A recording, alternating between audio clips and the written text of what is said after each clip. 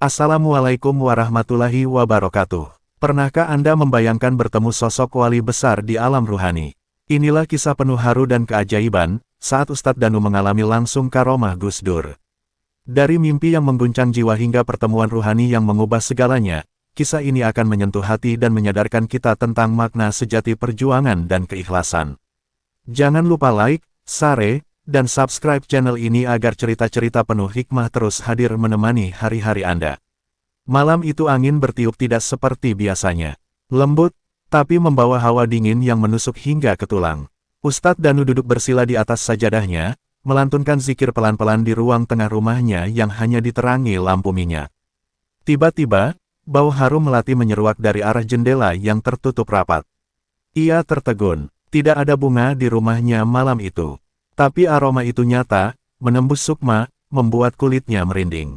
Dalam benaknya, muncul firasat bahwa malam ini bukan malam biasa. Saat mulutnya masih bergetar menyebut nama Allah, angin semakin menguat, dan lampu minyak tiba-tiba padam. Rumah mendadak gelap. Dari arah pintu, tampak cahaya lembut berpendar, membentuk sosok laki-laki berjubah putih dan berkacamata khas. Ustadz Danu mengenali wajah itu seketika, sosok yang selama ini hanya ia lihat di layar televisi dan dalam kenangan para santri. Gus Dur. Tubuh Ustadz Danu kaku, matanya berkaca-kaca. Jantungnya berdetak cepat, namun anehnya, hatinya terasa tenang. Sosok itu tidak bersuara, tapi setiap getarannya seperti berbicara lewat batin. Dan Danu, begitu suara itu menyapa, ini bukan mimpi. Engkau telah dipanggil bukan untuk disanjung, tapi untuk dijaga.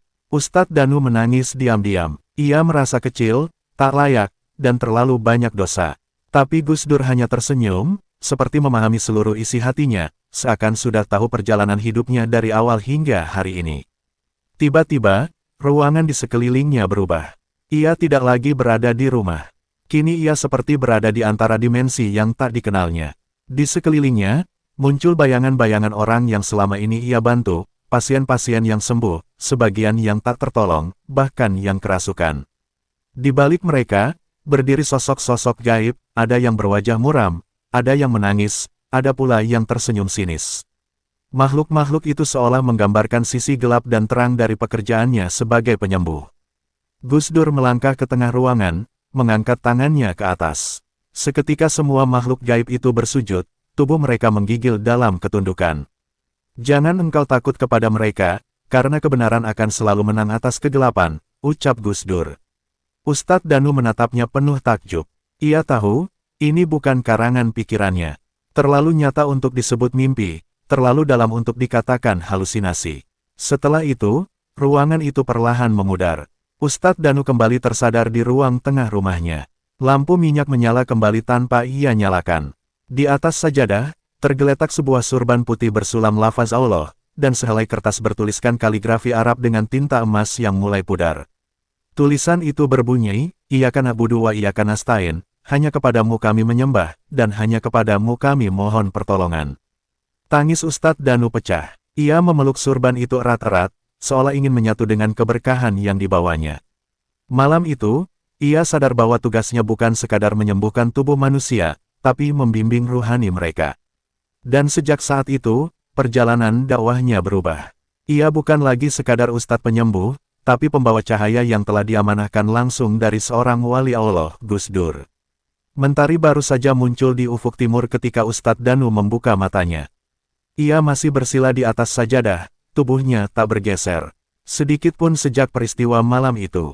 Matahari pagi menyusup melalui jendela, menyentuh surban putih yang terlipat rapi di pangkuannya. Namun, yang membuatnya terpaku bukanlah sinar pagi, melainkan aroma melati yang masih menyeruak dari kain itu, wangi yang tidak memudar sejak malam tadi. Hatinya bergetar, apa yang ia alami bukan mimpi. Benda ini nyata, dan keberkahannya masih hidup. Istrinya, Bu Yani, masuk dengan secangkir teh. Tatapannya langsung tertuju pada surban itu. Dari mana kain itu, Pak? Tanyanya lirih, heran. Ia mengenal semua barang di rumah mereka, dan surban bersulam kaligrafi emas itu bukan salah satunya. Ustadz Danu tidak segera menjawab. Ia hanya mengangguk pelan, matanya masih menatap kosong. Bu Yani duduk di sampingnya, namun sebelum ia sempat bertanya lagi, suara aneh terdengar dari luar, suara burung, namun berbeda dari biasanya. Seekor jalak hitam hinggap di pagar bambu rumah mereka. Bulu-bulunya berkilau dalam cahaya pagi, dan yang lebih mengejutkan, burung itu berkata dengan jelas, "Teruskan amanah Gus Dur, teruskan amanah." Kalimat itu terucap 2 kali, sebelum burung itu terbang tinggi dan menghilang di balik awan. Bu Yani memekik kecil, sementara Ustadz Danu hanya terdiam. Keringat dingin membasahi pelipisnya. Tak pernah dalam hidupnya mendengar burung berbicara dengan bahasa manusia, apalagi menyebut nama Gus Dur. Hari itu, Ustadz Danu tidak menerima pasien. Ia memilih berdiam diri di ruang dalam, menatap kaligrafi di atas kertas yang tadi malam muncul entah dari mana. Ia mengingat kembali wajah Gus Dur yang menatapnya dengan teduh. Di dadanya ada beban baru, bukan beban duniawi, melainkan tanggung jawab ruhani yang terasa begitu besar. Ia tahu, ini bukan sekadar keajaiban sesaat. Ini adalah panggilan untuk menjalani sesuatu yang jauh lebih berat daripada sekadar mengobati sakit jasmani. Menjelang zuhur, seorang tamu tak dikenal datang. Pria itu mengenakan sarung, berjaket lusuh, dan membawa tasbih dari kayu cendana. Ia tidak memperkenalkan diri, hanya duduk dan menatap Ustadz Danu dalam-dalam. "Saya diperintah lewat mimpi untuk datang ke sini," ucapnya pelan. Katanya, ada seseorang yang akan membuka tabir penghalang yang selama ini menutup cahaya di kampung kami. Ustadz Danu terkejut. Ia belum berkata apa-apa kepada siapapun. Tapi pria itu seolah tahu sesuatu yang bahkan belum ia sadari sepenuhnya. Setelah tamu itu pergi, Ustadz Danu termenung. Semua pertanda datang begitu cepat. Malam yang mengguncang batin, burung yang membawa pesan, dan sekarang tamu misterius. Ia menghadap kiblat, lalu berdoa dengan suara lirih. "Ya Allah, aku ini siapa? Kenapa aku?" Tapi di hatinya, suara Gus Dur bergema lagi, lembut seperti semalam, "Bukan siapa kamu, tapi untuk siapa kamu hidup." Air matanya mengalir, dan ia pun bersujud lebih lama dari biasanya. Malam mulai merambat turun, langit menggantungkan bintang-bintang yang seolah ikut menyaksikan perubahan besar dalam hidup seorang ustadz sederhana. Di luar rumah, angin berhembus tenang, tapi di dalam diri Ustadz Danu, badai takdir telah mulai bergerak. Sebuah perjalanan batin telah dimulai, dan ia sadar, ini baru awal dari sesuatu yang jauh lebih besar dari yang pernah ia bayangkan. Langkah Ustadz Danu pelan namun pasti menyusuri jalan menuju kompleks pemakaman Tebu Ireng. Sore itu, langit diselimuti mendung lembut, seolah ikut merunduk menyambut kedatangannya. Hati kecilnya tak kuasa menolak dorongan yang terus mengarahkannya ke makam Gus Dur. Sejak peristiwa burung jalak dan tamu tak dikenal kemarin, pikirannya tak pernah lepas dari satu nama, Abdurrahman Wahid. Ada tarikan ruhani yang tak dapat dijelaskan logika, seakan ada yang menuntunnya dari balik tirai alam. Begitu sampai di pelataran makam, Ustadz Danu meletakkan tasbihnya, lalu bersimpuh dengan tenang. Ia membaca tahlil, lalu diam dalam keheningan. Tak ada suara selain desir angin dan desau doa dari para pesiarah lain. Namun, saat ia memejamkan mata, waktu seolah berhenti. Tubuhnya terasa ringan, pikirannya terbang menjauh dari dunia kasat mata. Ia tak lagi duduk di pelataran makam, melainkan berdiri dalam aula besar nan putih, penuh cahaya dan keheningan yang menenangkan. Di sana, ia melihat para sosok bersorban, wajah-wajah yang hanya ia kenal lewat kitab dan cerita pesantren. Di tengah ruangan itu berdiri Gus Dur, mengenakan pakaian serba putih dengan sorot mata tajam namun bersahaja. "Selamat datang di ruang penjaga rahasia," ucapnya dengan suara bergema, tapi terasa hangat. Ustadz Danu terdiam, tenggorokannya tercekat. Gus Dur lalu menunjuk ke sebuah dinding kaca besar. Di baliknya tampak wajah-wajah umat yang selama ini ia bantu, beberapa tersenyum, namun banyak yang pucat, resah, dan memandang penuh tanya. "Banyak dari mereka yang engkau sembuhkan fisiknya, tapi jiwanya masih mencari," ujar Gus Dur sambil mendekat. "Kau diminta bukan untuk jadi penyembuh, tapi penyambung. Tabir yang kau buka hanyalah permulaan." Ustadz Danu menunduk, rasa takut dan haru bergemuruh dalam dada. Ia merasa berada di hadapan seorang guru sejati, bukan sekadar tokoh besar, tapi sosok yang telah menembus batas alam. Tiba-tiba, dari lantai aula muncul bayangan sosok hitam besar, menyerupai ular raksasa yang mengitari ruangan. Makhluk itu melilit kaca besar tadi, menatap Ustadz Danu dengan mata merah menyala. Gus Dur hanya mengangkat tangan, dan makhluk itu hancur menjadi serpihan cahaya. "Itu adalah kesombonganmu yang belum sepenuhnya kau kenali," ucap Gus Dur, menatap lurus ke matanya. Ustadz Danu gemetar. Ia sadar, karomah tak pernah datang pada mereka yang merasa layak. Ia masih harus membersihkan hatinya lebih dalam. Ketika aula putih itu mulai memudar, Gus Dur mendekat dan menaruh sesuatu di tangan Ustadz Danu, sebuah biji tasbih dari kayu yang terasa hangat. Pulanglah, sebarkan cahaya, bukan dirimu, ucap Gus Dur pelan. Ustadz Danu merasa tubuhnya ditarik perlahan, dan tiba-tiba ia terbangun di pelataran makam. Hari sudah malam, tak ada seorang pun di sekitarnya. Ia menatap telapak tangannya, di sana, biji tasbih itu masih tergenggam erat. Ia menangis terseduh di atas makam. Malam itu, Ustadz Danu tidak hanya pulang dengan kenangan, tapi dengan misi yang tak lagi bisa dihindari. Ia telah melihat apa yang tersembunyi, dan sejak detik itu, takdirnya bukan lagi miliknya sendiri. Malam ketiga setelah kembali dari makam Gus Dur, suasana di rumah Ustadz Danu terasa berbeda.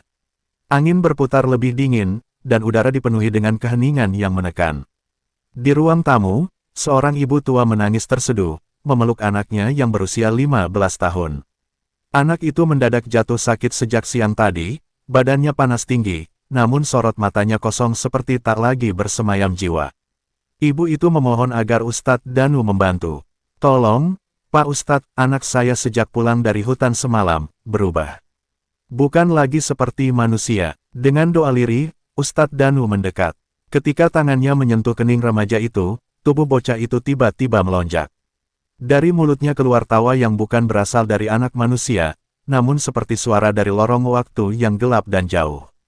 Kau, pewaris cahaya itu, suara itu mendesis. Kami sudah lama menanti yang datang membawa aroma tebu ireng, dan kami tidak menyukainya. Ruangan mendadak gelap, meski lampu masih menyala. Semua benda di sekitar bergoyang perlahan, seperti terpengaruh pusaran tak kasat mata. Ustadz Danu berdiri tegak, tubuhnya gemetar tapi jiwanya tak goyah. Ia meraih tasbih satu biji yang diberikan dalam mimpi oleh Gus Dur. Begitu ia genggam, hawa panas dari tubuh bocah itu mendadak mereda. Namun entitas yang merasuk belum menyerah. Ia mengaku sebagai penjaga pusaka Majapahit yang terusik oleh cahaya Gus Dur yang dibawanya pulang. Cahaya itu bukan milikmu, manusia. Itu milik para leluhur yang disembunyikan. Teriak makhluk itu sambil melengking. Ibu si bocah jatuh pingsan, tak sanggup menahan teror yang terjadi di depan matanya. Dalam sekejap, bayangan hitam muncul dari dinding, berwujud sosok bermahkota namun wajahnya tak tampak, seolah diserubungi kabut tebal. Ia membawa tongkat emas dan menunjuk langsung ke dada Ustadz Danu. Tapi sebelum makhluk itu sempat bergerak lebih jauh, terdengar suara tawa khas yang amat dikenalnya. Tawa lembut, jenaka, namun penuh kekuatan batin. Di belakang Ustadz Danu, bayangan Gus Dur tampak berdiri, tanpa berkata-kata, hanya mengangkat tangan dan tersenyum. Seketika, seluruh ruangan dipenuhi cahaya putih menyilaukan. Makhluk-makhluk itu menjerit, seolah terbakar oleh keberadaan cahaya tersebut. Sosok berkabut itu melarikan diri ke balik tembok, berteriak, "Kami belum selesai, penyambung cahaya. Masih ada gerbang lain yang belum kau buka." Tubuh anak itu terjatuh lemas, napasnya terengah namun kembali seperti semula. Ustadz Danu menatap sekeliling. Semua kembali normal, tapi dadanya kini terasa berat, bukan karena ketakutan, tapi karena firasat bahwa ini baru awal dari rangkaian ujian yang lebih besar. Usai kejadian itu, Ustadz Danu mengurung diri di ruang belakang. Ia menyalakan dupa dan bersujud lebih lama dari sebelumnya. Ya Allah, aku tidak meminta karomah, aku hanya ingin membantu umatmu. Tapi jika ini amanah darimu, jangan biarkan aku terlena oleh rasa mampu, suaranya tenggelam dalam tangis. Di luar, langit mengguru pelan, dan suara petir menyambar jauh di kejauhan. Alam seakan ikut merespon langkah spiritual yang baru saja dimulai. Sejak peristiwa itu, Ustadz Danu menata ulang niat dan caranya berdakwah. Ia tak lagi sekadar menyembuhkan penyakit lahiriah, tapi mulai menelusuri luka-luka batin umat yang terselimuti oleh warisan gaib dan sejarah yang belum selesai. Ia sadar, menjadi penyambung cahaya bukan hanya soal melawan yang jahat, tapi juga menyinari sisi gelap yang tersimpan dalam diri manusia sendiri. Sepekan setelah insiden dengan makhluk penjaga Majapahit, malam kembali menghembuskan isyarat tak biasa. Ustadz Danu duduk di bawah pohon beringin tua di ujung desa, tempat ia biasa menyendiri untuk munajat. Suasana di sekelilingnya begitu senyap, bahkan serangga pun enggan bersuara. Di balik kesunyian itu, Ia merasa ada mata-mata tak kasat yang mengawasi, seakan pohon-pohon dan tanah di bawahnya tahu bahwa seorang pembawa cahaya tengah diuji jiwanya. Saat zikirnya mencapai puncak khusyuk, angin berhenti total. Lalu, muncullah kilatan-kilatan cahaya kecil menyerupai kunang-kunang, tapi jumlahnya ratusan. Mereka membentuk lingkaran mengelilinginya, lalu perlahan menyusun huruf-huruf di udara. Lafaz yang terbentuk membuat bulu kuduknya meremang, jaga lidahmu, karena ia mampu menghidupkan, sekaligus membunuh yang tersembunyi. Tulisan itu hanya bertahan sekejap, lalu larut dalam kegelapan. Ustadz Danu terhenyak, pesan itu seperti cambuk langsung ke hati. Ia teringat bagaimana setiap kali Gus Dur berbicara, selalu ada lapisan makna yang tersembunyi di balik kelakar dan ketenangan wajahnya. Kini ia paham, keutamaan bukan hanya terletak pada apa yang dikatakan, tapi pada waktu, tujuan, dan kebeningan niat saat menyampaikannya. Karomah bukan hanya pada tangan yang menyembuhkan, tapi juga pada lisan yang tak tergelincir. Malam itu belum berakhir. Dari dalam tanah, muncul kilau samar seperti batu permata yang terpendam. Ia menggali perlahan dan menemukan sebuah benda kecil, segumpal tanah liat berbentuk segitiga, bertuliskan huruf Jawa kuno yang tidak ia pahami. Namun ketika disentuh, benda itu memancarkan kehangatan, seperti pernah disentuh oleh wali yang agung. Saat ia menatapnya lebih dalam, muncul bayangan seorang tua bersorban hijau dengan sorot mata tajam, Sunan Kalijaga. Suara batin membisik, warisan para wali bukanlah benda, tapi rahasia yang hanya bisa dibaca dengan hati yang bersih. Genggaman Ustadz Danu mengencang, tubuhnya bergetar hebat, namun tidak karena takut, melainkan karena sadar bahwa warisan Gus Dur bukan satu-satunya yang ia bawa. Kini, jalur ruhani yang ia tapaki menyambung pada jejak-jejak para wali penyebar Islam di tanah Jawa. Dan itu artinya, musuh yang ia hadapi bukan lagi makhluk liar semata, tapi juga sisa-sisa kekuatan lama yang tak ingin cahaya itu menyebar lebih luas. Sesampainya di rumah, langit sudah menjelang subuh.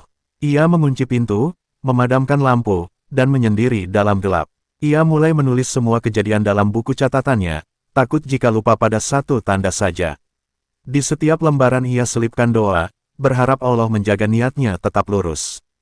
Kini ia tidak hanya menjadi perawat jiwa, tapi juga penjaga warisan para kekasihnya. Dalam hati kecilnya, Ustadz Danu mulai merasa ada sesuatu yang sedang dikumpulkan oleh takdir. Sebuah pusaka yang tidak berupa benda, melainkan rangkaian ilmu, keteladanan, dan peringatan. Dan ia, dengan segala kekurangan, telah ditunjuk untuk menjadi simpul yang menyatukan semuanya.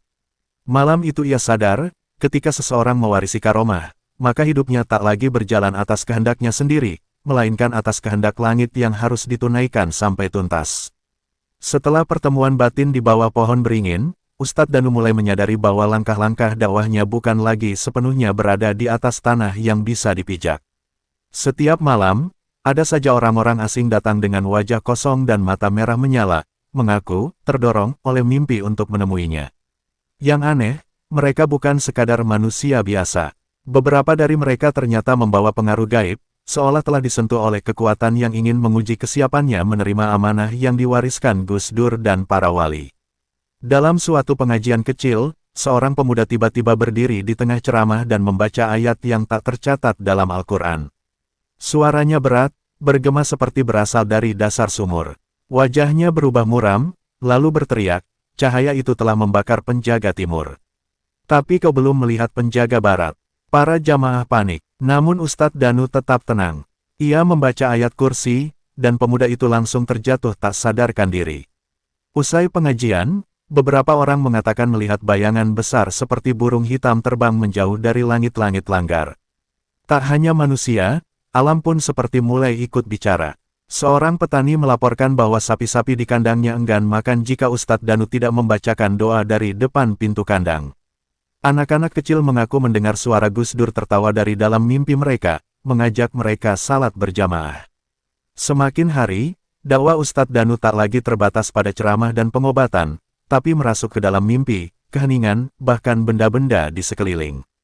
Ia mulai menyadari, karomah yang mengalir bukan hanya berupa keajaiban, tapi kemampuan menyentuh ruang batin manusia, bahkan menyusup ke alam bawah sadar mereka. Ketika ia duduk diam, ada orang di tempat lain yang mendadak menangis dan mengakui kesalahan tanpa tahu mengapa. Ketika ia hanya menulis satu bait doa dalam buku catatan, ada anak muda di kota lain yang tiba-tiba tergerak untuk kembali ke pesantren. Dakwahnya kini telah menembus batas antara dunia sadar dan alam gaib. Namun, semua itu tak datang tanpa harga. Tubuh Ustadz Danu makin sering lemas. Ia mulai mengalami mimpi-mimpi aneh, bertemu sosok bersayap namun wajahnya rusak, berdiri di gerbang istana emas. Dengan lantai dari air, atau berjalan di padang pasir tempat suara manusia dan jin bercampur. Ia tahu, semakin tinggi cahaya yang ia bawa, semakin besar pula bayangan gelap yang akan mengintai dari kejauhan. Tapi ia tidak mundur. Baginya, dakwah bukan soal panggung, tapi tentang amanah yang tak bisa ditolak. Dalam satu malam sunyi, terdengar ketukan lembut di pintu rumahnya. Seorang anak kecil berdiri di ambang pintu, membawa surat. Ia menyerahkan secarik kertas yang hanya bertuliskan satu kalimat, gerbang terakhir akan dibuka saat langit tak lagi diam. Ustadz Danu menggigil. Ia belum tahu siapa yang mengirimnya. Namun firasatnya mengatakan, pertanda itu adalah undangan dari dimensi yang belum pernah ia jamah. Dengan napas yang makin berat tapi semangat yang tak luntur, Ustadz Danu menyalakan pelita kecil di sudut ruangannya. Di hadapan cahaya redup itu, ia membuka kembali tasbih satu biji pemberian Gus Dur. Ia tahu, cahaya ini bukan miliknya. Tapi selama masih ada kegelapan yang menjerat manusia, ia tak akan berhenti berjalan. Meskipun harus melangkah di antara dua alam. Malam Jumat Kliwon datang dengan keheningan yang tak biasa. Udara terasa lebih berat, dan langit terlihat kosong meski tak tertutup awan. Ustadz Danu duduk di ruang ibadah kecil di belakang rumahnya, hanya ditemani cahaya pelita yang redup dan suara gemericik air wudhu yang menetes dari keran bambu. Hatinya gelisah, bukan karena ketakutan, tapi karena ada firasat kuat bahwa sesuatu akan datang malam itu. Surat dari anak kecil beberapa hari lalu terus terngiang, gerbang terakhir akan dibuka saat langit tak lagi diam. Saat sujud dalam salat tahajud, tiba-tiba bumi terasa berdenyut. Cahaya di sekelilingnya memudar. Ia seperti berada di tengah kehampaan, dikelilingi kabut putih yang tak berbatas. Namun dari jauh, muncul seberkas cahaya kuning keemasan yang semakin mendekat. Sosok itu muncul perlahan, bersorban rapi, mengenakan gamis sederhana, dan dengan senyum jenaka yang tak pernah berubah. Gus Dur berdiri di hadapannya, tapi kali ini aura yang memancar jauh lebih kuat, seperti matahari yang dibungkus kelembutan. Ustadz Danu tak kuasa menahan tangis. Ia sujud, tubuhnya gemetar, suara batinnya berteriak memohon ampun. Tapi Gus Dur hanya mengangguk tenang. Dan Danu, perjalananmu hampir selesai. Tapi misi yang kau emban baru akan dimulai, ucapnya dalam bahasa rohani yang hanya bisa dipahami jiwa yang pernah disentuh cahaya. Di belakang Gus Dur, tampak para wali berjajar, menunduk khidmat, seakan menyerahkan tongkat estafet yang tak terlihat namun terasa berat. Jangan bangga dengan keajaiban, lanjut Gus Dur. Banggalah jika lidahmu tak menyakiti. Banggalah jika hatimu tetap lapang saat difitnah. Banggalah jika engkau bisa menjaga satu saja manusia dari putus asa kepada Tuhan. Kalimat itu menusuk jauh ke dasar hati Ustadz Danu. Ia sadar, semua perjalanan ini bukan tentang dirinya, tapi tentang umat yang dititipkan kepadanya. Karomah hanyalah alat, bukan tujuan. Cahaya hanyalah jalan, bukan trofi. Tiba-tiba, ruang putih itu pecah menjadi taman penuh cahaya. Bunga-bunga bercahaya bermekaran dari tanah, dan suara tasbih menggema dari segala arah. Tapi Gus Dur perlahan menjauh, melambaikan tangan dengan senyuman khas yang selalu membawa ketenangan. Sampaikan pada mereka, bahwa wali bukan mereka yang disanjung, tapi yang tetap diam meski dijatuhkan, ucapnya terakhir kali sebelum seluruh ruang berubah menjadi gelap dan Ustadz Danu terbangun dalam sujud yang sama, tubuhnya basah oleh air mata. Di sekelilingnya, ruangan kembali seperti biasa. Namun tasbih satu biji di hadapannya kini bersinar lembut, seolah menyimpan jejak dari pertemuan barusan. Cahaya itu perlahan masuk ke dalam genggamannya, menyatu dengan nadi, menyatu dengan jiwa. Ustadz Danu berdiri dengan tubuh letih namun batin yang lebih terang dari sebelumnya. Di luar, azan subuh berkumandang, seakan mengabarkan bahwa malam panjangnya telah usai. Mulai hari itu, setiap langkah dakwah Ustadz Danu bukan lagi sekadar pesan atau pengobatan. Ia menjadi cahaya yang hidup di tengah masyarakat. Ia hadir dalam mimpi orang-orang yang ragu, menjadi bisikan halus dalam hati yang bimbang, dan menjadi pengingat sunyi bagi mereka yang hampir menyerah. Karomah Gus Dur tak berakhir di liang lahat, ia hidup, menyala, dan meneruskan perjalanan melalui lisan dan tindakan sang murid, yang akhirnya mengerti bahwa yang sejati tak pernah butuh dikenali.